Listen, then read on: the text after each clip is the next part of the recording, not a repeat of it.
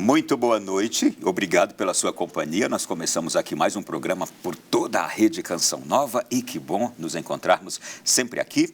O Além da Notícia também quer sempre surpreender você, se antecipando a muitos acontecimentos e o programa de hoje é um desses casos. Daqui a pouco nós estaremos celebrando o Dia dos Fiéis Defuntos. E quem são eles, hein?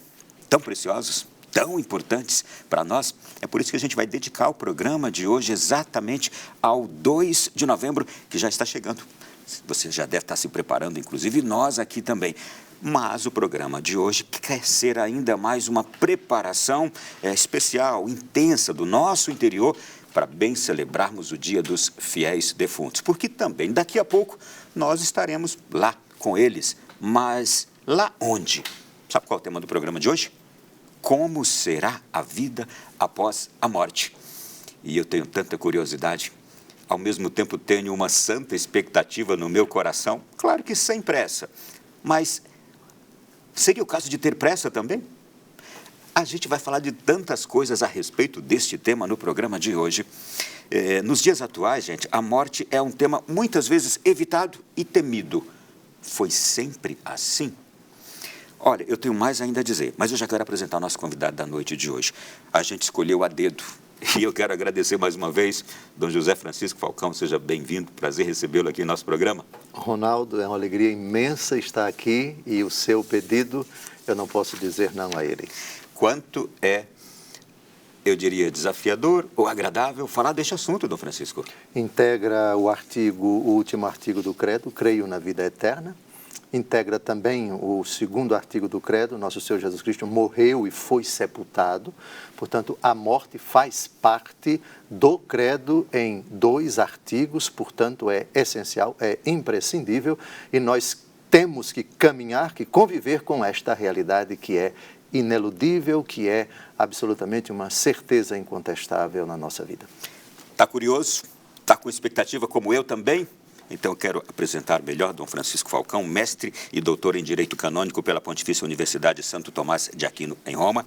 Dom Falcão tem obras escritas que são preciosas, eu vou destacar aqui 2 delas, o Pároco e o Depositum Fidei, Juridicidade dos seus Direitos e Deveres, e sua tese, que é sua tese de doutorado, e uma outra obra que eu acho magnífica, inclusive o tema dela também, a Oração Infalível. Esse livro do senhor, ele é um encanto, Dom Falcão. Mas vamos já mergulhando aqui no nosso tema, gente. Para quem crê, particularmente nosso povo cristão, para o crente, o cristão crente, a morte é um ponto de reflexão profunda e a porta de entrada para a vida eterna. Mas o que será que nos espera depois da morte? Foi essa curiosidade que nos moveu a tratar o tema aqui hoje. Devemos, ao longo da vida, nos preparar para esse momento inevitável, com base nos ensinamentos da Igreja e na tradição dos santos, é que a gente vai abordar o programa de hoje. E para essa conversa a gente tem aqui Dom Falcão. Dom Falcão, como eu disse bem no começo, a morte é um tema muitas vezes evitado e temido. Sempre foi assim? A natureza humana diante da morte, ela se rebela. Como Jesus no Jardim das Oliveiras entrou em agonia, com medo, com pavor, a ponto de suar sangue. Deus colocou na nossa natureza o instinto da sobrevivência, o desejo de viver e viver sempre. A morte contradiz exatamente esse movimento de querer viver sempre. Ele colocou isso na imagem, muito simbólica, muito sugestiva. Vós podeis comer do fruto da árvore da vida, mas não comais do fruto da árvore da ciência do bem e do mal, porque no dia em que comerdes, morrereis. Então, a simbologia da árvore da vida significa a possibilidade de viver sempre. O homem foi advertido de que ele não transgredisse a norma, de que ele não comesse do fruto da árvore da ciência do bem e do mal. Por um mistério que nós desconhecemos, Eva prevaricou e o seu companheiro também fez a mesma coisa e por isso foram punidos. E o medo da morte entra na aventura humana como consequência dessa perturbação que é consequência do pecado. Sempre foi assim depois do pecado. Porque antes do pecado, o homem podia viver sempre. O homem estava em amizade com Deus, com a natureza e com o seu semelhante. Adão com Eva, Eva com Adão.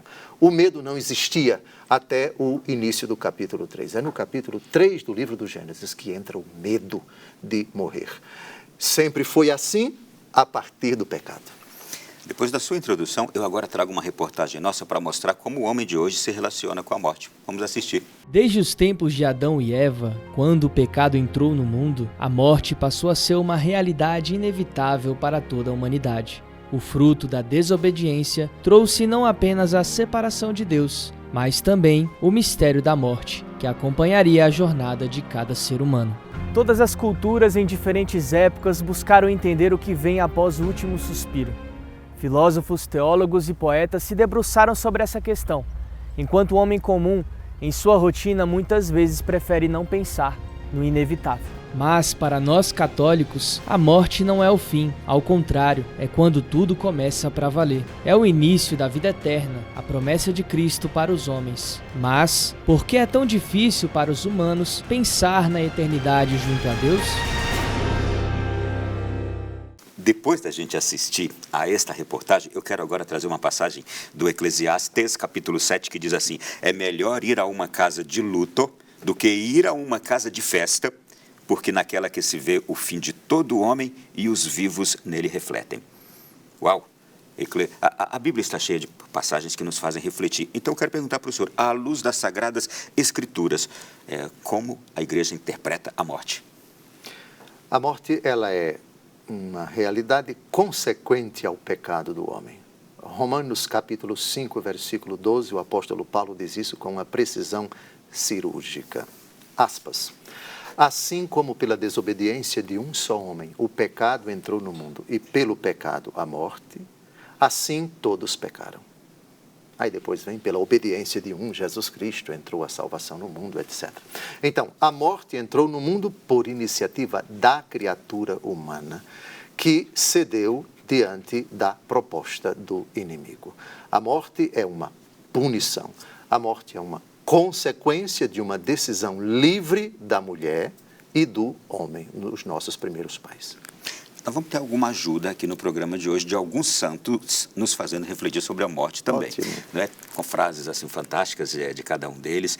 Mas é possível a gente se relacionar bem com o pensamento da morte e que inclusive para todos nós será inevitável? Eu citaria, Ronaldo, uma frase que me encanta e me conforta e até certo ponto também me assusta. Filipenses capítulo 1, versículo 21. Para mim, o viver é Cristo e o morrer é lucro. E vamos ver como está a minha memória, porque se eu errar, aí o Ronaldo vai dizer: se interne no hospital de doido, porque o senhor está ficando velho. Filipenses capítulo 1, versículo 21. Aí está a mística da cristã da relação entre vida e morte. Por favor. Porque para mim o viver é Cristo e o morrer é lucro. Agora é preciso matizar bem, Ronaldo, porque para o suicida, a morte é lucro. Num outro sentido. Para nós, a morte é lucro em outro sentido. O sentido da morte como lucro está no versículo 22. Ele vai dizer: o meu desejo é partir e estar com Cristo, que para mim seria muito melhor, etc. Mas se ficar aqui é mais útil para vocês, eu vou ficando e assim por diante. Continue. É isso. Mas se o viver no corpo é útil para o meu trabalho, não sei então o que devo preferir. E ele continua: vou ficar aqui. Então, veja, para o cristão, a morte é lucro porque é condição de possibilidade de deixarmos este mundo de trevas, esse mundo de pecado e estar com Cristo. Não se perturbe o vosso coração, credes em Deus, crede também em mim. Na casa do meu pai há muitas moradas, não for assim, eu vos teria dito, vou preparar-vos um lugar. E quando ele estiver preparado, voltarei e tomar-vos-ei comigo, para que onde eu estou, vós estejais também. João capítulo 14, de 1 a 4. É nesse sentido que a morte é lucro. Não no sentido de que eu estou desesperado, a vida não tem mais sentido, eu vou tirar a vida, porque assim eu não sofro mais. Essa é a lógica do suicida. Ou seja, é lucro para ele tirar a vida porque não tem mais sentido a vida. São Paulo não. Para mim o viver é Cristo. O motivo de viver é Cristo. E o motivo de eu partir é para estar com Cristo. Portanto, para mim, o viver é Cristo e o morrer é lucro. Isto é, se eu estou nesta vida por causa de Cristo, se eu partir morrendo, vou estar com Cristo. Então, para o cristianismo, a morte é lucro no sentido do apóstolo Paulo. Pelo amor de Deus, não deturpem a frase de São Paulo. O senhor já entrou num tema que é atualíssimo e que é um tema que penaliza tantos corações, tantas famílias, que é este do suicídio em nossos dias, suicídio, não é? E eu gostaria até que o senhor aliviasse tantos corações de tantas pessoas que tiveram esse episódio em suas famílias, alguns com casos repetidos, inclusive. O que dizer a essas pessoas quanto hoje à compreensão de alguém que em desespero tira a sua vida e a gente não sabe com que consciência ou sem a consciência fizeram isto, né? Primeiro, é Deus Todo-Poderoso quem julga o coração de cometeu esse ato. A igreja nunca emitiu um juízo depreciativo, nem antecipou afirmando que Judas está no céu, nem que está no inferno. A igreja, ela é muito sóbria quanto a isso. Qualquer criatura que, na hora da morte, sinceramente se arrepende, a exemplo do ladrão crucificado do lado de Jesus, se essa pessoa, no seu último ato consciente, antes de partir, agiu como esse ladrão que a tradição chama de São Dimas. Lembra-te de mim quando estiveres no teu reino, a resposta de Jesus: hoje estarás comigo no paraíso. Portanto, não emita nenhum juízo antecipado, precipitado de valor, dizendo que o suicida já está no inferno. Não faça isso, por favor. Segunda coisa, reze em sufrágio da alma dessa pessoa que partiu. A melhor homenagem que você pode fazer é rezar pelo seu descanso eterno. Depois eu quero fazer um pedido a quem esteve perto dessa pessoa, ele causou algum sofrimento. Dificilmente o sofrimento de um suicida é pontual. Ele tem uma história, e uma história por vezes marcada, não apenas por depressão ou por doenças psicossomáticas, mas também por dramas existenciais. A melhor homenagem que você pode fazer, se sua consciência lhe acusa de ter sido responsável pelo sofrimento, pela dor, pela amargura, pela traição, pela agressão, etc., arrependa-se enquanto há tempo. Dom Falcão, o senhor já trazendo esta reflexão tão importante e atual, eu preciso puxar uma outra também que está muito ligada, a questão da eutanásia, que é praticada hoje, sobretudo em países da Europa, que de uma forma romantizada, até em filmes, hoje, está sendo proposta como um alívio para a dor, um alívio para um sofrimento de alguém que não quer continuar com aquela dor, com aquele sofrimento, por uma enfermidade incurável, porque sofreu alguma outra forma, tem alguma outra forma de sofrimento, e que não quer mais aquilo, não quer passar tempo com aquilo. Também apresenta-se como argumento: eu não quero dar trabalho, eu não quero ser um peso, por isso é preferível que eu me vá.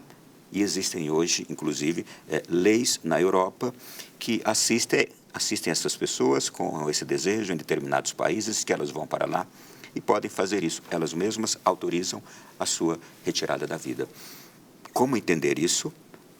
O que dizer sobre isto? Porque está ganhando força esse pensamento. Dai a César o que é de César e a Deus o que é de Deus, disse Jesus a respeito de uma polêmica: é lícito ou não pagar o tributo a César. César tem os seus limites. Os homens, com o seu poder de legislar, eles receberam esse poder de Deus, mas esse poder não se aplica a dispor da vida. A vida pertence a Deus Todo-Poderoso. Essa legislação, ela, para os cristãos, não obriga, por causa do princípio estabelecido pelo próprio Cristo por meio do apóstolo Pedro. Importa obedecer antes a Deus do que aos homens. Essa legislação que autoriza o ser humano a tirar a própria vida ou a tirar a vida dos outros é uma legislação claramente contrária ao direito natural, ao direito à vida. Não importa a idade, não importa o momento da existência, a Igreja defende a sacralidade da vida desde a sua concepção até o seu desenlace natural. Quanto à própria pessoa que pensa dessa forma exposta pelo Ronaldo, há de se recordar, a vida é um dom precioso. Qual é o momento da nossa vida que não podemos definir como uma cruz, como um sofrimento, como uma via sacra?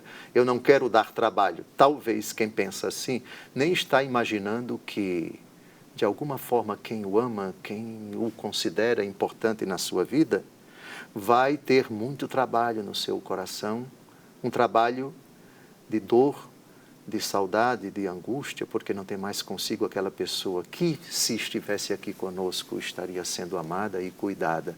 Nada justifica um ser humano dizer, eu disponho da minha vida e vou tirá-la. Seria um precedente perigosíssimo. Aliás, a mentalidade de tirar o feto inviável é precisamente isso. Isso vai dar um trabalho para mim. Eu não quero essa cruz. Eu quero me livrar desse peso, dessa angústia, dessa dor, etc. A lógica do aborto é a mesma lógica da eutanásia. A lógica de quem acha-se senhor da vida sua ou da vida dos outros. Esse pensamento não pode ser absolutamente justificado segundo a razão e segundo também a fé cristã. O senhor trouxe aqui dois aspectos fundamentais, claro, em resposta ao que eu lhe provoquei. Eu evitar a minha cruz, uma cruz que me custa, que me pesa, e o outro, eu diria que é de um falso humanismo, que não estou culpando quem aplica esse falso humanismo de dizer eu não quero ser um peso, eu não quero dar trabalho, sem nenhum julgamento a quem pensa e diz isto. Mas nós temos duas situações aqui, não é? A segunda o senhor já explicitou muito bem. E esta aqui, eu não aguento mais essa cruz. Eu não quero mais essa cruz. E é por isso que eu quero me retirar. Como é que o cristianismo entende este querer evitar a sua cruz? O cristianismo entende segundo as palavras de Jesus. Quem quiser me seguir, negue-se a si mesmo, tome a sua cruz todos os dias e siga-me. É exatamente o contrário. Cruz aqui é entendida um conjunto de dificuldades, privações, provações e tentações. Dores. Dores, exatamente.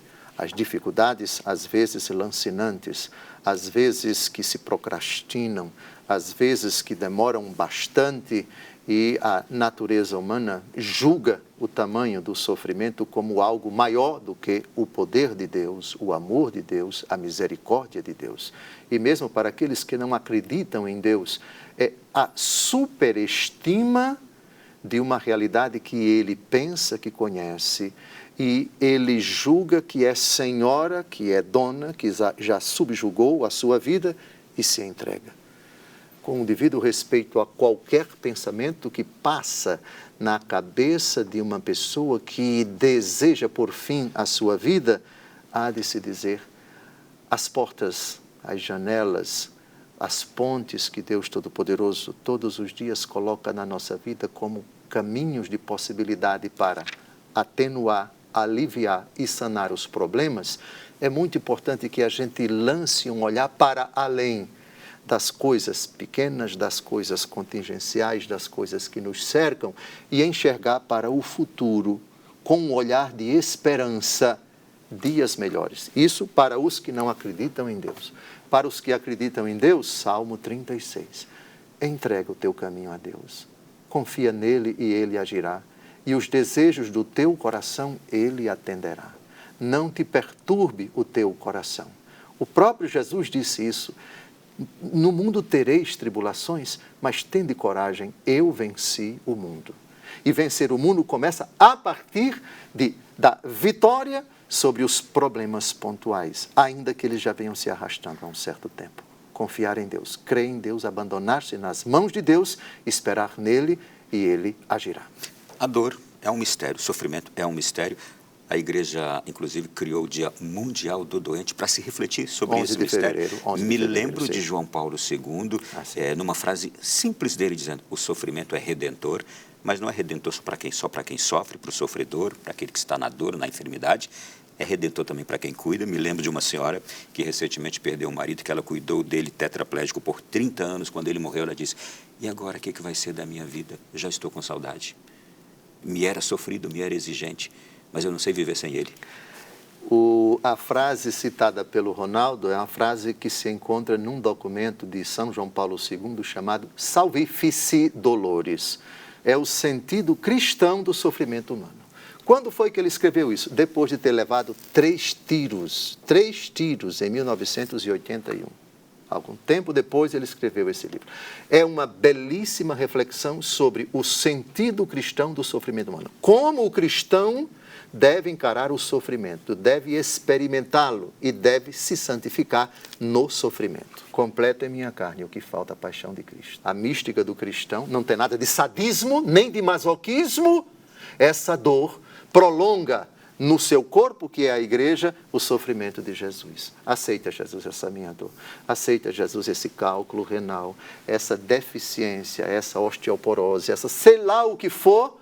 Cuidarei da minha saúde e lançarei mão de todos os recursos da medicina, mas suporto com resignação esse sofrimento, completando em minha carne o que falta a paixão de Cristo.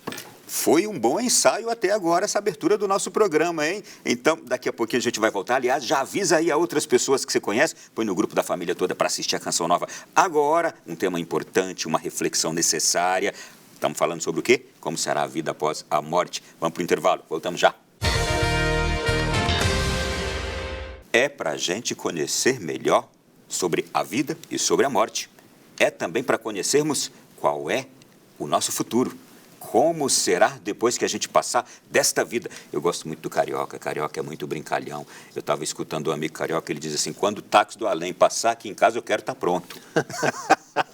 Pois bem, gente, nós vamos falar sobre isso. Mas, Dom Francisco Falcão, já quero começar esse bloco trazendo perguntas, eu acho que corriqueiras, que as pessoas comentam, brincam bastante. Chegando lá no céu, nós vamos reconhecer as pessoas que a gente tinha aqui na Terra? Vamos, sim. Porque no céu nós veremos Deus como Ele é. E nos veremos segundo a ótica dEle, na luz dEle, na graça dEle, na glória dEle. Há uma descrição do paraíso no livro do Apocalipse. As almas dos que haviam sido imolados estão debaixo do altar. E elas dizem, até quando, Senhor, deixarás de fazer justiça contra aqueles que ceifaram as nossas vidas? E Deus Todo-Poderoso diz, mediante uma voz, aguardem mais um pouco de tempo, até que seja completado o número dos eleitos. Ali já existe uma comunhão. E essa comunhão lembra recordação. E essa recordação, ela provoca uma intimidade entre as pessoas. Na parábola de Lázaro e do rico Epulão, o rico Epulão vem se encontrar nos tormentos do inferno. E Lázaro ao lado de pai Abraão. Numa parábola de Nosso Senhor, que é essa, nós temos a comunhão. E a comunhão no céu, ela é descrita no capítulo 7 do Apocalipse de São João, vi uma grande multidão que ninguém podia contar. Comunhão numa grande quantidade de pessoas, comunhão que se recorda, comunhão que lembra. Jesus é transfigurado no monte que a tradição chama de Tabor, entre Moisés e Elias. Eles já estão no céu. Sem dúvida alguma, Ronaldo, no céu, todos nós nos reconheceremos, todos nós nos lembraremos, todos nós conviveremos com aqueles que, obviamente, supondo que partiram na graça de Deus. Lá todo mundo vai se lembrar de todo mundo. E eu diria, lá todo mundo vai se lembrar também dos que estão no inferno. Não me pergunte como é que os que estão no céu vão ver os que estão no inferno, mas a parábola de Lázaro e do rico Epulão não deixa dúvida. Existe um abismo entre o céu e o inferno, mas o diálogo acontece. Pai Abraão e Lázaro enxergam o rico no inferno, e o rico no inferno enxerga Abraão e Lázaro. E houve um diálogo entre eles nessa parábola. Não me pergunte como será isso. Mas os que estão no céu olharão para os que estão no inferno e não se entristecerão. E não ficarão horrorizados de forma alguma. Verão essa realidade tenebrosa na óptica de Deus, que é amor e que não muda. Esse amor é eterno. Mas como será? Será que a mãe que vai estar no céu, vendo o filho que está no inferno, ela não vai ficar triste? Não haverá luto, não haverá tristeza, não haverá dor, porque as coisas antigas passaram. Apocalipse capítulo 21. É um mistério que nós desconhecemos, mas que, porque foi descrito por Jesus na parábola de Lázaro e do rico, vai acontecer. Lázaro enxerga o rico e não fica triste. A pai Abraão, idem, e não fica triste. E o rico no inferno enxerga ambos e não se arrepende. O mau caráter diz, manda Lázaro colocar água aqui na minha boca. Repare, até arrogante, até no inferno. Porque não se dirige a Lázaro, não pede perdão a Lázaro. Depois ele pede para pai Abraão aparecer, que mande um recado para os meus familiares que estão lá na terra. Abraão disse não. Veja, os dois sinais do empedernimento da alma no inferno.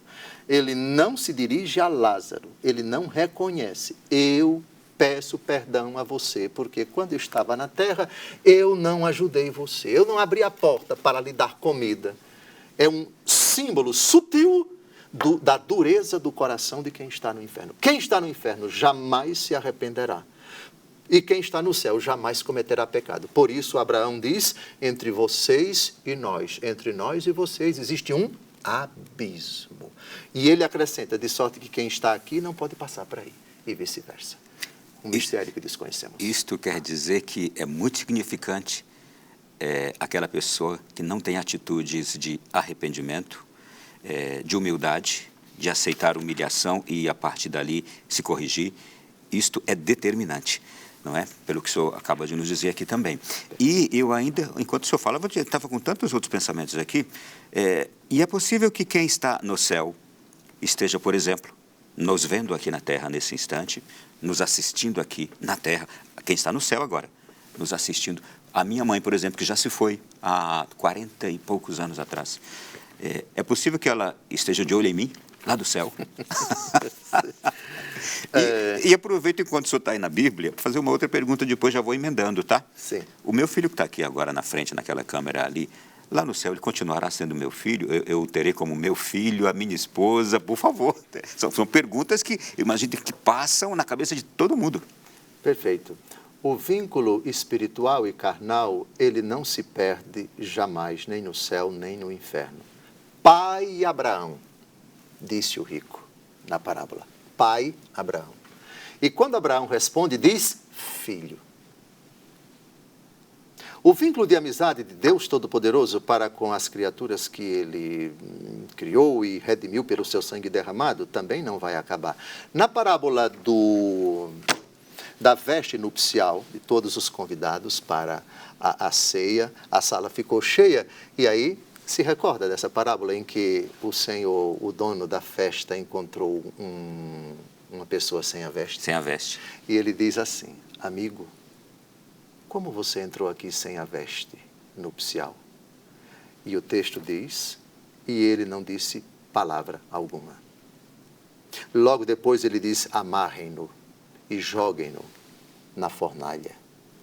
Amigo, não disse palavra alguma. O que significa não disse palavra alguma?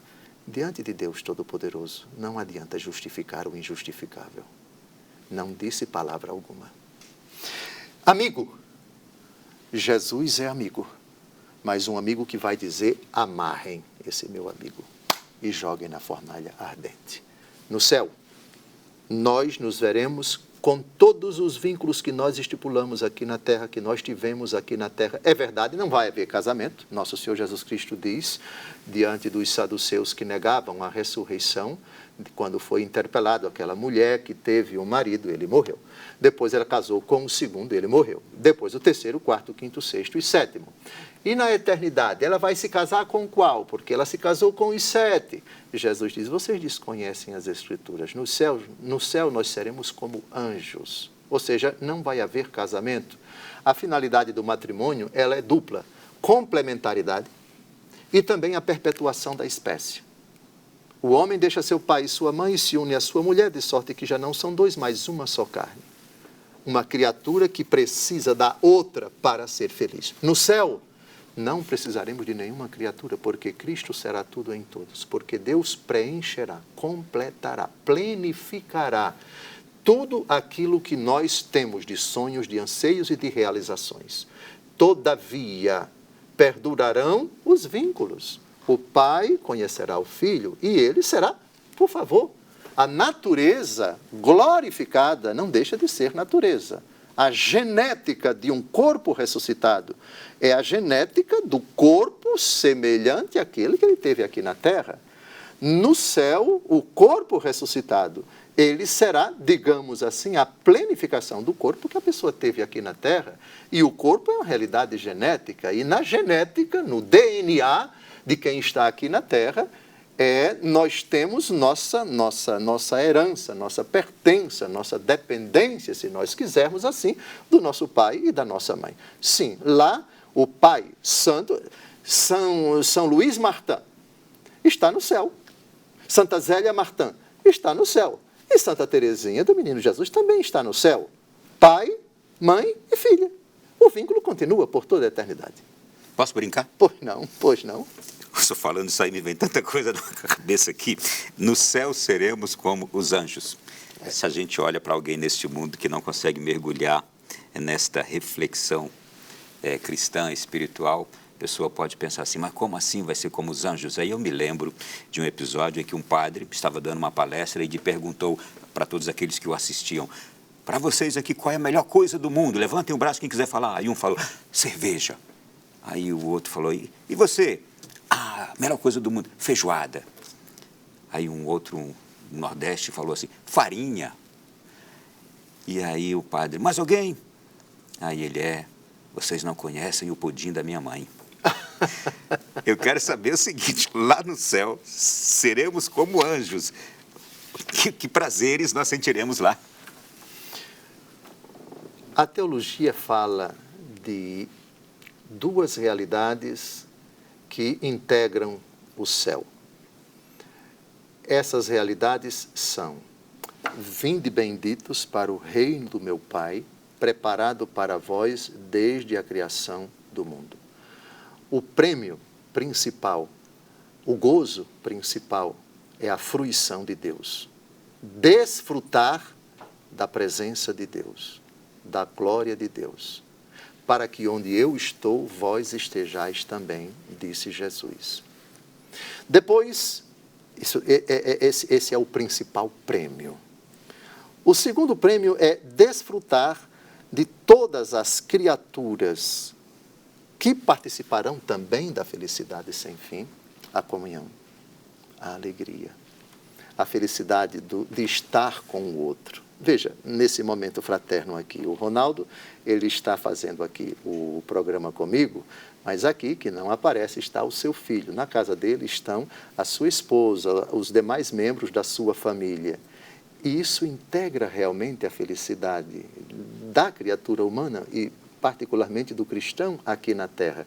Quais são as realidades que possibilitam a felicidade para nós aqui?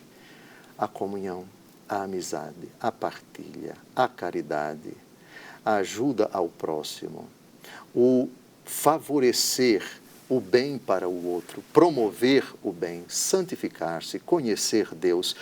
Tudo aquilo que integra a nossa felicidade aqui na Terra, a felicidade no sentido bíblico, no céu, digamos assim que isso vai chegar à plenitude, vai atingir a perfeição, vai chegar a um grau máximo, inclusive no que diz respeito às demais criaturas. Deus não criou as criaturas para destruí-las. Todas as criaturas vão ser transformadas. A praia vai ser transformada. As montanhas serão transformadas. Os animais serão transformados, as aves serão transformadas. E nós experimentaremos a felicidade de nos relacionarmos também com tudo aquilo que Deus fez por todo sempre. E provo. Por favor, Catecismo da Igreja Católica, parágrafo 1047. Também o universo visível está, portanto, destinado a ser transformado, a fim de que o próprio mundo, restaurado no seu primeiro estado, esteja sem mais nenhum obstáculo a serviço dos justos, participando da sua glorificação em Cristo ressuscitado. Os animais não vão ressuscitar. As árvores não vão ressuscitar. Ressurreição é somente para criaturas humanas. Agora, elas serão transformadas. Catecismo da Igreja Católica, parágrafo 1048, acrescento: ignoramos o tempo da consumação da terra e da humanidade e desconhecemos a maneira de transformação do universo. O universo vai ser transformado. Tudo na glória do céu que Deus fez vai ser transformado. É o ensinamento da igreja há 2000 anos. Portanto, no céu, nós não ficaremos em cima de nuvens, passeando, etc. Não, por favor. As aves, as praias, as montanhas, os animais, tudo que Deus fez vai ser transformado e nos relacionaremos com todos eles. Você gosta de ir para uma montanha? Você gosta de ir para uma praia? Saiba que no céu você vai ter essa possibilidade. É a igreja que ensina. A sua relação de felicidade.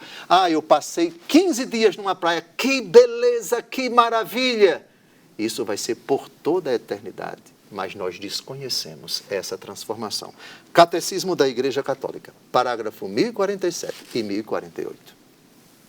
Estou aqui. Continuando aqui, fazendo meu deverzinho de escrever as coisas. O senhor falou dos animais, eu preciso falar sobre isso também. As pessoas hoje estão dando grande protagonismo aos animais, mas eles não ressuscitarão como o ser humano ressuscitará. Tem até gente enterrando, fazendo cerimônia fúnebre para animais. É uma relação que, me parece, inclusive, faz mal para os próprios animais hoje serem tratados como humanos. Sobre esse ponto de vista de morte, de vida, como a gente olhar para isso que acontece hoje na nossa sociedade, que está humanizando os animais. As criaturas, elas foram colocadas por Deus na presença do homem e da mulher para que eles dispusessem sobre elas. A frase do Senhor Deus no livro do Gênesis é: crescei, multiplicai-vos, enchei, povoai e submetei a terra. Com tudo que nela existe, evidentemente. Isso significa que as criaturas, quaisquer que sejam elas são colocadas a serviço do homem para que o homem as respeite como criaturas de Deus, cuide delas como criaturas de Deus, sem dúvida alguma, dispondo delas, quando for o caso, mata e come, diz o Senhor Deus ao apóstolo Pedro, quando ele, na cidade de Jope, tem a experiência de uma toalha que cai do céu com todos os animais, todos os quadrúpedes, etc. Portanto, parte da criação, inclusive dos animais, Deus Todo-Poderoso colocou a serviço do homem para que também servissem de alimento para o homem.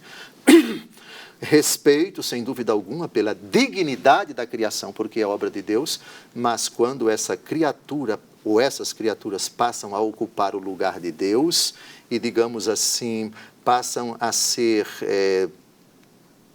preferidas em detrimento das criaturas humanas que são preteridas, aí nós temos um absurdo. Como, por exemplo, punir uma pessoa que faz mal a um animal, não discuto isso, punição e ela deve ser severa. Agora, não punir uma pessoa que tira a vida de um ser humano. Isto é, o animal tem dignidade e a criança no ventre da mãe não tem dignidade, nem é considerada como ser humano, aí nós temos uma subversão inadmissível.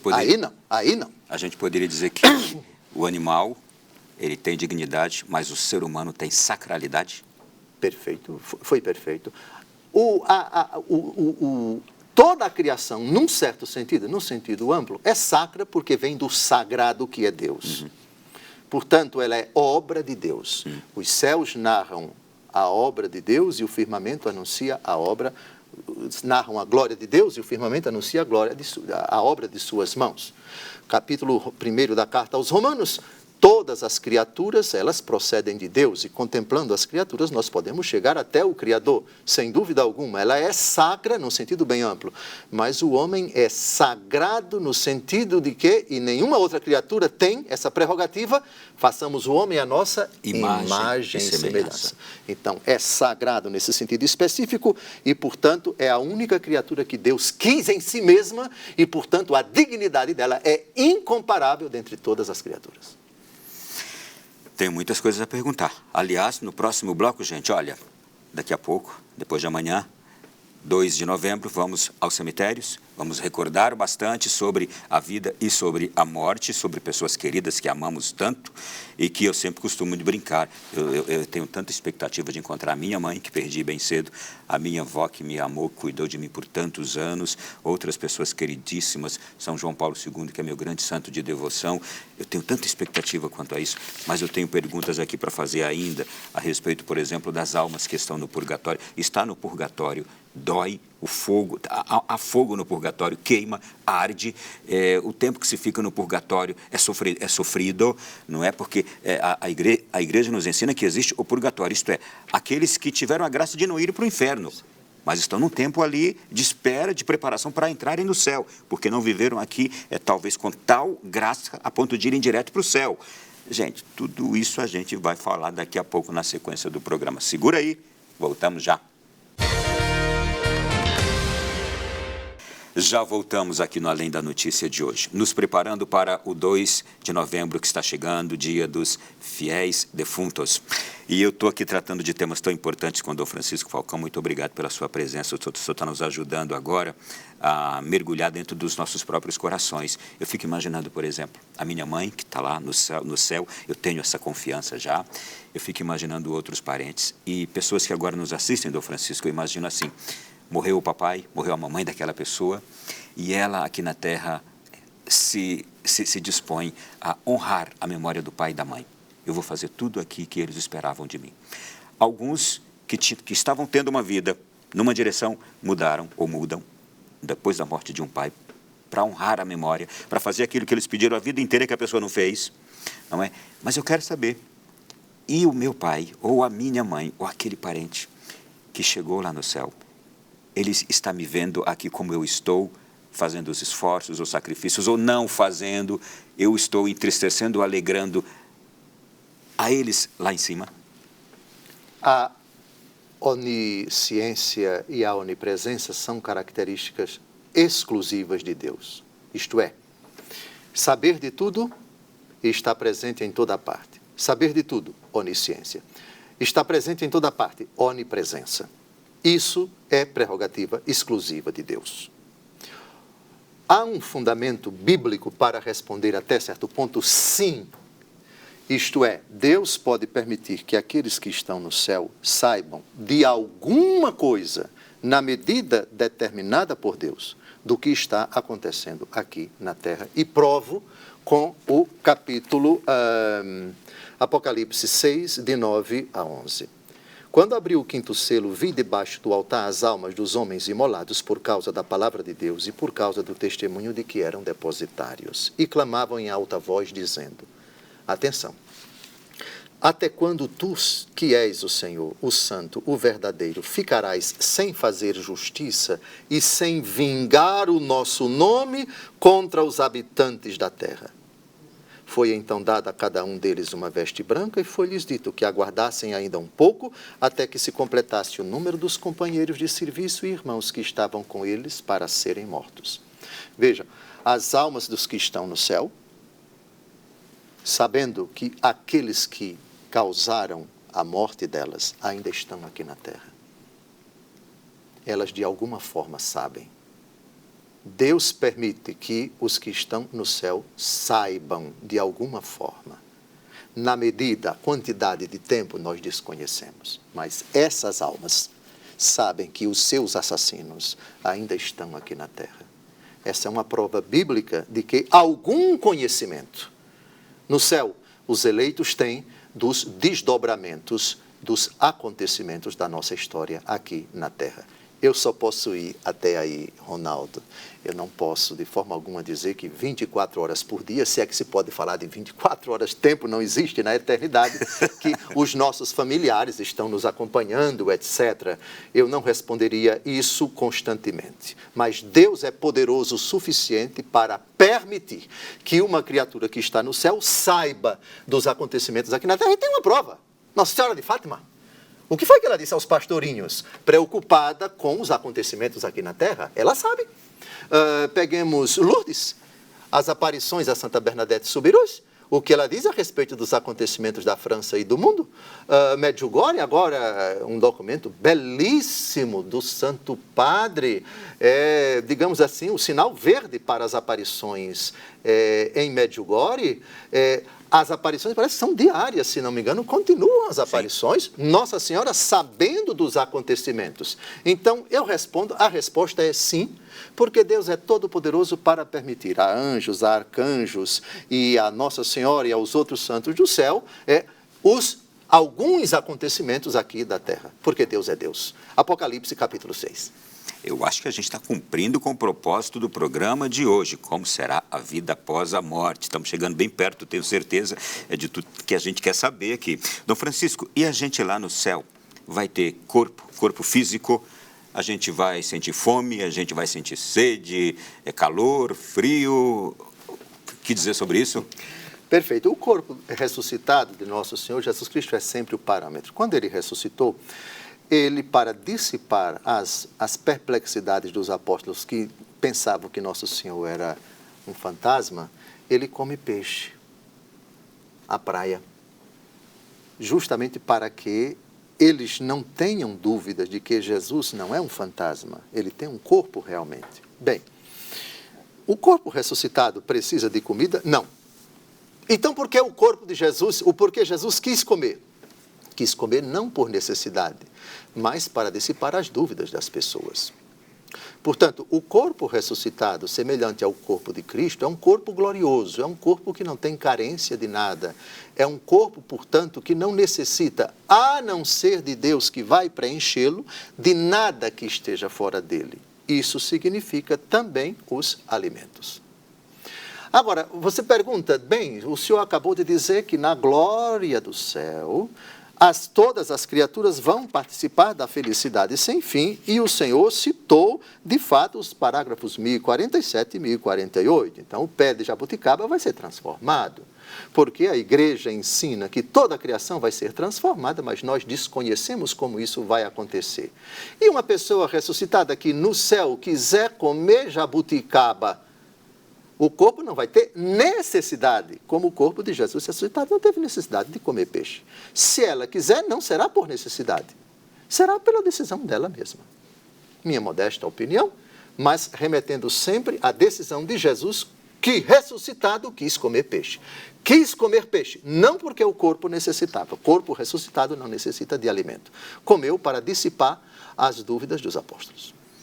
Daqui a pouco eu volto com perguntas e preocupações puramente humanas que eu sei que você tem aí. Mas antes, agora quero tratar de um outro tema. A tradição cristã valoriza a ideia de uma boa morte. Existe a oração pela boa morte, clamamos a Nossa Senhora da Boa Morte. O que isso significa, Dom Falcão, na doutrina católica, e como é que a gente pode se preparar para ter uma boa morte? Boa morte é um tema estritamente bíblico. E eu remeto o texto clássico de quem está para morrer e deixa um dos mais belos testamentos, é o testamento espiritual do apóstolo Paulo, a sua segunda carta, no último capítulo. Desde já se aproxima o meu desenlace. Terminei a minha carreira. Travei o bom combate e guardei a fé.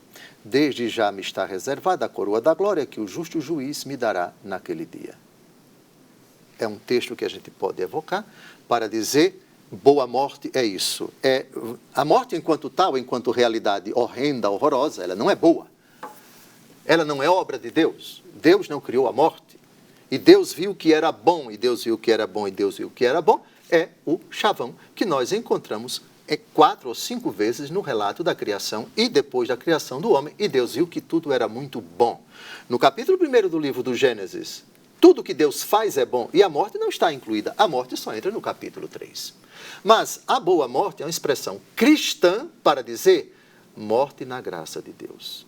Se nós quisermos, a frase de Jesus, quem perseverar até o fim será salvo.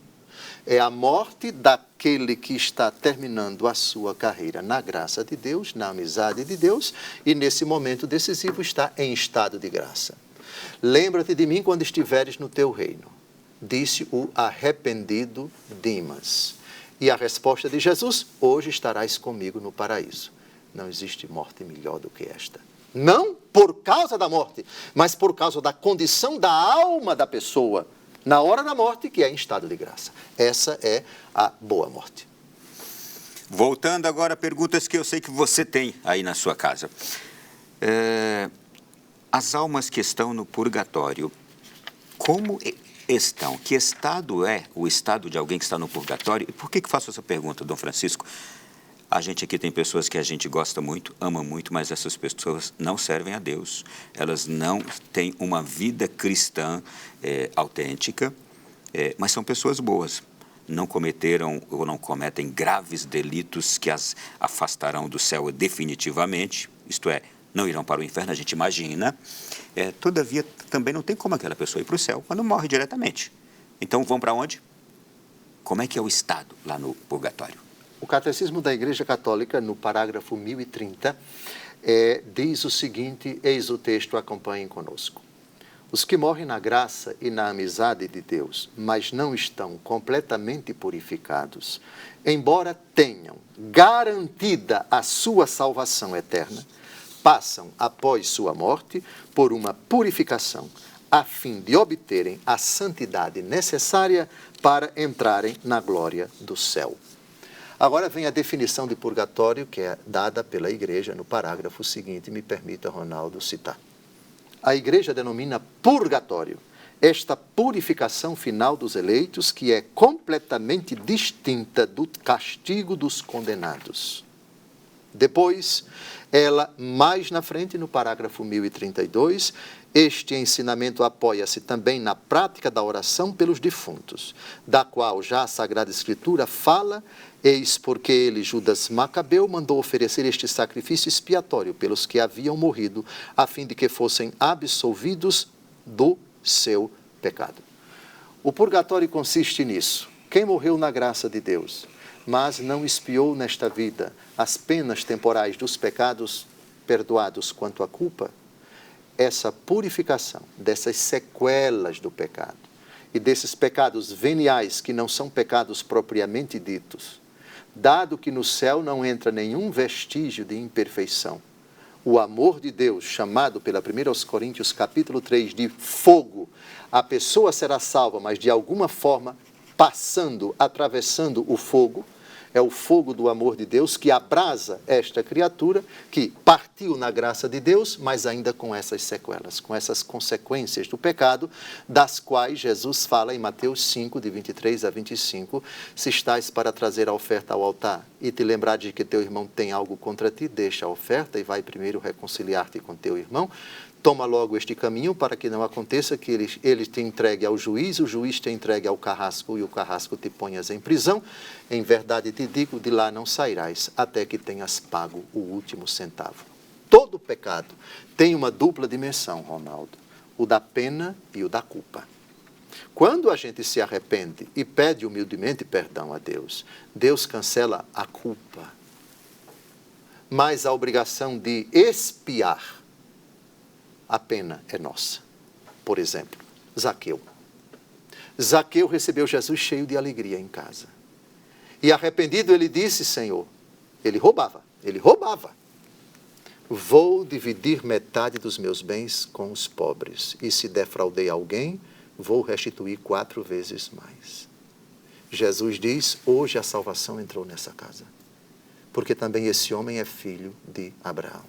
E o Filho do Homem veio salvar o que estava perdido. Não é suficiente você se arrepender e pedir perdão a Deus e ser perdoado. Isso livra você da culpa. Você não é mais culpado diante de Deus, mas as consequências do pecado, elas ficam. Vou dar um exemplo para toda mãe de família entender o purgatório. O filho de 10 anos. A mãe passa o dia todinho limpando o apartamento dela para receber a visita. 5 da tarde, ela começou 4 da manhã. 5 da tarde, ela vai à padaria e diz para o filho, fique aqui, cuide da casa, daqui a 20 minutos eu volto. Quando ela entra em casa, 20 minutos depois, com os pães, está para receber visita muito importante. O filho, em 20 minutos, fez a maior bagunça na casa. Virou a casa de cabeça para baixo. Deixou tudo um furdunço, como se diz. A mãe, vendo aquilo que ela fez ao longo de todo o dia, completamente desfeito, olha para o filho e diz, quem foi que fez isso? Fui eu, mamãe. E ela chora profundamente. Meu filho, por que você fez isso? Naquela hora, o filho se toca. Mamãe, me perdoe, eu estou vendo a senhora sofrendo. Agora eu compreendo o mal que eu fiz. E a mãe, cheia de amor para o filho, diz, eu perdoo você, meu filho. Aí o filho abraça a mãe, depois ele diz, mamãe, agora eu vou descer para jogar no playground lá embaixo com os meus colegas. A mãe diz, não, a porta está fechada. Você só sai daqui quando você deixar a casa em ordem. Está ouvindo? Isso não é vingança, isso é justiça. Eu já perdoei você. Agora, a obrigação de você reparar a bagunça que você causou, a obrigação é sua. Daqui você não sai. Você vai ficar preso aqui e quando o apartamento estiver como eu deixei, aí você sai para brincar. Olhe, é um jeito alagoano de você dar um exemplo curioso a respeito do purgatório. Isso não é vingança da mãe, é amor. O amor que perdoa, mas também não vai fazer o papel de besta, de consertar de novo aquilo que esse garotinho fez e enquanto ele está brincando, pelo amor de Deus, pronto. A senhora acha justo que ela feche a porta e diga, vá deixar a casa em ordem, você só sai quando você deixar como encontrou? Se a senhora acha que sim, a senhora acabou de entender o que é o purgatório. Isso é educação e não é frouxidão. Deixa eu aproveitar uma outra pergunta aqui agora. Quando é que eu devo parar de rezar pelo meu marido que morreu? Eu sei que ele não era coisa boa. Eu imagino que ele esteja no purgatório. Ou pelo meu filho, ou pela minha mãe, que eu sei que fez coisas muito ruins, inclusive comigo. Quando é que eu devo parar de rezar pela alma dela, que eu imagino está no purgatório? Jamais. Se for para o céu, é o que eu desejo, no céu os santos rezam por nós. Santa Maria, Mãe de Deus, rogai por nós. São Miguel Arcanjo, rogai por nós. São Padre Pio, rogai por nós. São Carlo Acutis, rogai por nós. Nem no céu devemos deixar de rezar. No purgatório, as almas rezam por nós que estamos. Agora, só existe uma possibilidade de você não mais rezar. É se for para o inferno. Dom Falcão, mais uma pergunta ainda a respeito de purgatório. E que essas almas que estão no purgatório, que tipo de purificação elas estão passando lá? Por exemplo, há fogo no purgatório? Elas sentem dor lá? Que tipo de sacrifícios são exigidos dessas almas? Não sei. Eu quero saber como é que é lá no purgatório. É possível saber isso? Sim. A palavra de Deus, na 1 Coríntios, capítulo 3, diz o seguinte, versículos de 12 a 15. Esse é um dos fundamentos no catecismo da Igreja Católica para o purgatório. Agora, se alguém edifica sobre este fundamento com ouro, com prata ou com pedras preciosas, com madeira ou com feno ou com palha, a obra de cada um aparecerá. O dia do julgamento irá demonstrá-lo, será descoberto pelo fogo. O fogo provará o que vale o trabalho de cada um. Se a construção resistir, o construtor receberá a recompensa. Se pegar fogo, arcará com os danos. Ele será salvo, porém, passando de alguma maneira através do fogo. Os místicos descrevem, e Santa Catarina de Gênova tem um tratado sobre o purgatório, eu recomendo esse tratado. É um sofrimento indescritível, que é como o catecismo da Igreja Católica já disse, que é bem distinto do fogo do inferno. Parágrafo 1031, a Igreja denomina purgatório esta purificação final dos eleitos, que é completamente distinta do castigo dos condenados. É uma dor da alma, porque o corpo ainda não ressuscitou, que traduz o remorso, a vergonha, a dor, a tristeza, por ter ofendido a Deus, por não ter reparado nesta vida as consequências do pecado. Atenção, veja, lá não se fala de arrependimento. Se você diz que as almas estão se arrependendo, você está dizendo que elas não morreram na graça de Deus. Todas as almas do purgatório, elas têm certeza da salvação. Elas já estão salvas. É a dor por ter ofendido a Deus, a dor por ter causado o mal a Deus Todo-Poderoso e às criaturas. É uma dor que ela não é tratada com detalhes no Catecismo da Igreja Católica, que, aliás, dedica apenas três parágrafos à realidade do purgatório. O que é que nós podemos dizer com segurança desta dor? Aquilo que os teólogos dizem. E eles falam de uma angústia por ter ofendido a Deus com o pecado do qual elas já se arrependeram. Eu vou deixar já um desafio para o nosso próximo bloco. O perfil de quem vai para o purgatório, o perfil de quem vai para o inferno. E eu acho que eu não preciso mencionar o perfil de quem vai para o céu, porque é seguir a doutrina, os mandamentos, agradando a Deus aqui na Terra plenamente, não é? Mas eu vou um desafio para o senhor. O perfil de quem vai para o purgatório e quem vai para o inferno. Vamos para o intervalo? Já já a gente volta falando de tudo isso aqui, porque estamos hoje nos preparando para esse próximo 2 de novembro, Dia dos Fiéis Defuntos, e a gente quer viver bem essa data. Intervalo.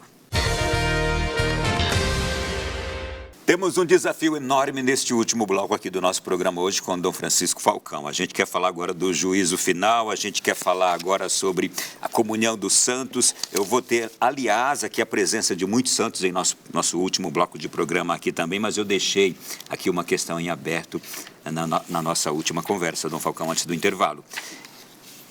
Poderíamos traçar um perfil de pessoas que irão para o purgatório? Ou daquelas que irão para o inferno? Enquanto estamos a caminho, até o derradeiro instante da nossa vida, a perversão é uma possibilidade para os convertidos e a conversão é uma possibilidade para os pervertidos. Até ele dizer, lembra-te de mim quando estiveres no teu reino, o ladrão que foi crucificado do lado de Jesus era um sério candidato ao inferno. Mas se arrependeu. Portanto, o perfil de quem vai para o inferno... Ou de quem está. Ou de quem está, sem dúvida alguma, é o perfil de quem, na hora da morte, se encontrou em pecado mortal. Se a alma da pessoa, na hora da morte, se encontrar em pecado mortal, após o juízo particular, que acontece imediatamente após a morte, a pessoa desce imediatamente ao inferno de onde jamais sairá. Esse é o ensinamento da Igreja Católica no seu catecismo. O catecismo que está aqui.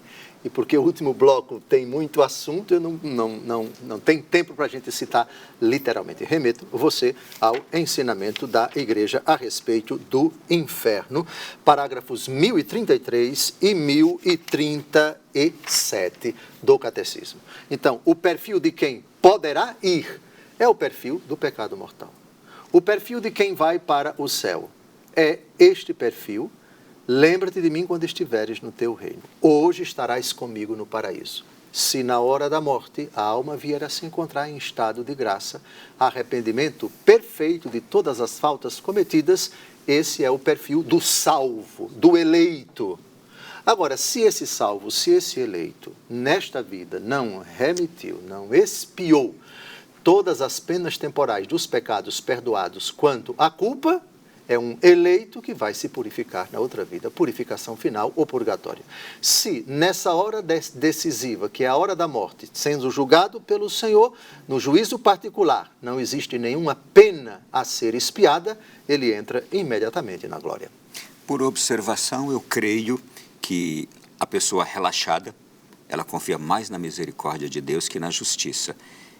E aquele cristão consciente de Deus, ele crê mais na justiça do que na misericórdia, ou em ambos igualmente. Isso é correto? E Deus é mais justiça ou mais misericórdia? O Salmo 84, versículo 11 diz: amor e verdade se encontram, justiça e paz se abraçam. Em Deus não existe mais nem menos das suas prerrogativas. Segunda coisa, em Deus uma prerrogativa adjetiva a outra. Ou seja, a misericórdia de Deus é justa e a justiça de Deus é misericordiosa. A carta de São Tiago diz o seguinte, que o juízo será sem misericórdia para quem não pratica misericórdia, mas a misericórdia triunfa sobre o juízo. A misericórdia triunfa sobre o juízo porque Deus essencialmente é rico em misericórdia. A carta aos Gálatas diz, dives em misericórdia. Deus é rico em misericórdia, mas essa misericórdia, obviamente, é para com o pecador, não para com o seu pecado. Isso quer dizer que se na hora da morte você parte com o pecado mortal, a misericórdia de Deus vai julgar a condição dessa alma em pecado mortal. Apartai-vos de mim, malditos. E isso não contradiz a misericórdia, porque a misericórdia é para o pecador, não para o seu pecado. Apartai-vos de mim, malditos, por quê? E o porquê não está em Deus, o porquê está na criatura. Deus não é mais justiça em detrimento da misericórdia, até do ponto de vista filosófico, da metafísica. Se você disser que em Deus existe algo mais e algo menos, você está dizendo que em Deus existe alteração. Deus é uma realidade única, ao mesmo tempo misericordiosa e justa. Portanto, ainda quando o Senhor disser, apartai-vos de mim, malditos, ele será misericordioso. Misericordioso com o pecador que não quis se arrepender. E uma vez que ele partiu não arrependido em pecado mortal, ele vai ser punido com o fogo do inferno. Apartai-vos de mim, malditos. Da mesma forma que vinde benditos, isso não contradiz a justiça. Porque a misericórdia de Deus é justa, que retribui a cada um de acordo com as suas obras, segundo aos Coríntios, capítulo 5, versículo 10. Retribuirá a cada um de acordo com as suas obras. Ainda antes da gente chamar aqui alguns convidados para o programa de hoje, eu quero fazer a seguinte pergunta. O que é o juízo final e como ele se relaciona com o julgamento individual que cada alma enfrentará logo após a morte? O juízo final é descrito no capítulo 25 do Evangelho segundo Mateus, de 31 a 46. O Filho do Homem virá em glória, cercado pelos seus anjos, e se assentará. A humanidade toda, salvos e eleitos, será dividida em dois frontes. Os eleitos ficarão à sua direita e os condenados à sua esquerda, e Jesus pronunciará aquelas palavras célebres: para os eleitos, vinde benditos do meu Pai, para o reino do meu Pai, preparado para vós desde a criação do mundo. Para os condenados, apartai-vos de mim, malditos, para o fogo do inferno, preparado para o demônio e para os seus anjos. E o porquê, tanto dos eleitos e o porquê da salvação dos eleitos e o porquê da condenação dos réprobos, nas palavras de Jesus. Tive fome e me deste de comer, tive sede e me deste de beber, estive nu e me vestistes preso, e me visitaste, enfermo e fostes ver-me, peregrino e me acolhestes. E para os outros, porque tive fome não me destes, etc, etc. E é o arremate da história da humanidade, pondo fim à aventura humana aqui na Terra. Isso sem prejuízo para o juízo particular, a que cada pessoa se submete na hora da sua morte. Portanto, são dois juízos. O juízo particular, cada pessoa diante de Deus na hora da sua morte, e o juízo final no arremate da história. Em algum aspecto, se assemelha àquela cena cômica de O Alto da Compadecida de Ariano Suassuna? Eu assisti 3 vezes aquele filme, em preto e branco. Eu assisti mais vezes. Mas, se não me engano, no Alto da Compadecida tem a intervenção de Nossa Senhora. Tem. Não é? A atriz Fernanda Montenegro, se não me engano. E tal, e ela consegue reverter a condenação do coitado lá, ô minha santinha e tal. Do Chicó. Bem, o Chicó.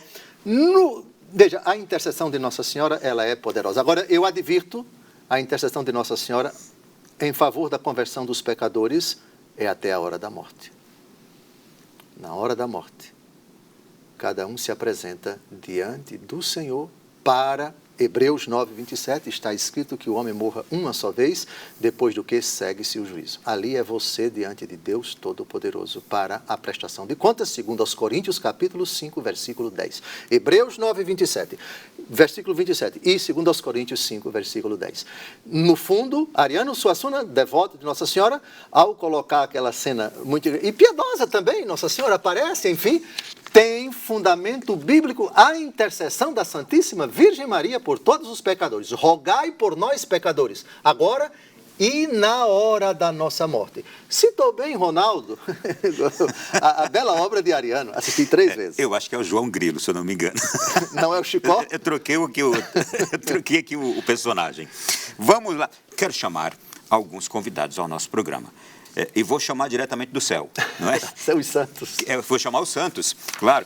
A primeira frase, Dom Falcão, vou pedir ao senhor aqui comentários sobre essas frases dos santos preciosas, que a gente vai colocar ali também. Olha só, Santo Alberto Hurtado diz assim: para o cristão a morte não é a derrota e sim a vitória. O momento de ver a Deus, a morte para encontrá-lo, a eternidade para possuí-la. Que maravilha, belíssimo. Para que onde eu estou, vós estejais também, diz Jesus. É um belo comentário essa frase de Jesus. João capítulo 14. Quando este lugar estiver preparado, eu voltarei e tomar-vos-ei. Santo Antônio de Pádua diz assim: quem se humilha no pensamento da morte, põe em ordem toda a sua vida e está atento a tudo que o rodeia. Afasta de si a ociosidade, se anima nos trabalhos, confia na misericórdia do Senhor e dirige o curso de uma existência vazia ao porto da eternidade. É a consciência de que pouco tempo nos resta. O diabo tem consciência disso. Apocalipse 12, 12. Ele partiu furioso para a terra porque sabe que pouco tempo lhe resta. Essa consciência nós devemos ter também. Cada segundo é precioso, cada minuto de nossa vida precisa ser bem aproveitado, porque o tempo não volta e o tempo perdido é uma consciência dolorosa no coração de uma pessoa que podia fazer o bem, podia evitar o mal, podia crescer em santidade e foi negligente e foi displicente. Temos uma bela frase de São Francisco de Assis que diz assim: terrível morte, mas como é desejável a vida no outro mundo onde Deus nos chama. Verdade, é um comentário a Filipenses, capítulo 1, versículo 21. Para mim o viver é Cristo e o morrer é lucro. Meu desejo é partir e estar com Cristo. São Cipriano também tem uma frase belíssima que diz assim: quando partimos desta vida, já não é possível fazer penitência e não tem efeito satisfatório. Aqui se perde ou se ganha a vida. O momento decisivo é esse. A morte estabiliza a condição da pessoa. Quem morreu em pecado mortal jamais se arrependerá, não adianta fazer penitência. E quem morreu na graça de Deus jamais pecará. Até a hora da morte é possível fazer penitência. Corretíssimo. É a doutrina da igreja, é o ensinamento da igreja. E Santa Madre Teresa de Calcutá diz assim: no momento da morte, não seremos julgados pela quantidade de trabalho que temos feito, mas pelo tanto de amor que colocamos em nossos trabalhos. Sim, São João da Cruz diz que no ocaso da vida, seremos julgados pelo amor. Isso é assustador. No bom sentido, porque a quem muito for dado, muito será pedido. E o único ato de amor que o ladrão disse foi esse. E a santa está certa, não pela quantidade. Qual foi a quantidade de obras frutuosas de São Dimas, o ladrão? Somente uma. Lembra-te de mim quando estiveres no teu reino. Para Deus, nosso Senhor, é o estado da alma na hora da morte, se foi arrependimento sincero ou não. São Bernardo de Claraval diz assim: a morte vos espera em toda a parte. Se fordes prudentes, esperai vós por ela em todo lugar.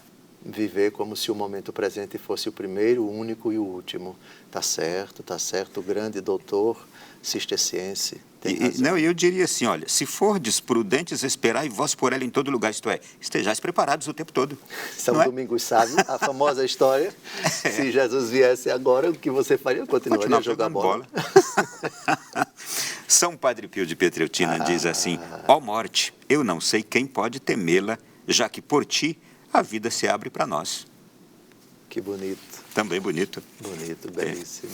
Deixa eu ver aqui agora, São Francisco, mais uma de São Francisco de Assis, que diz assim: lembra-te que quando abandonares esta terra, não poderás levar contigo nada do que tens recebido, somente o que tens dado.